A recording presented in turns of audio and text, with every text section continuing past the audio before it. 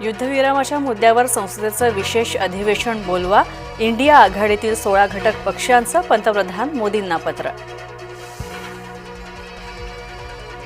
पंतप्रधान मोदींची ट्रम्प यांच्यापुढे सपशेल शरणागती. भोपाळमध्ये राहुल गांधींचा मोदींवर हल्लाबोल.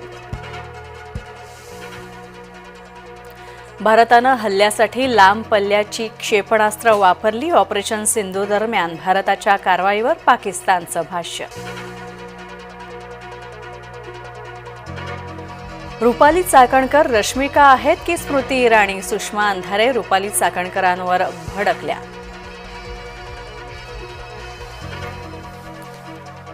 महिला आयोगाचा अध्यक्ष 24 तास उपलब्ध असणारा हवा. राज्यपालांकडे आघाडीच्या महिला शिष्टमंडळाची मागणी.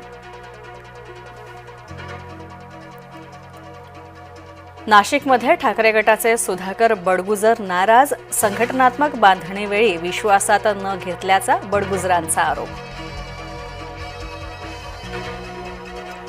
कुर्ल्यामधली मडर डेअरीची जागा धारावी प्रकल्पासाठी दिली. राज्य मंत्रिमंडळाच्या बैठकीत मोठा निर्णय.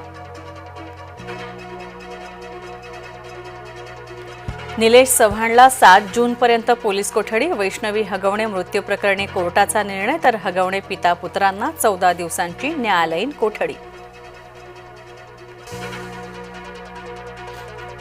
रामललांच्या मंदिरावर सोन्याचा कलश. अयोध्येतील राम मंदिरामध्ये 5 जूनला स्थापन होणार राम दरबार.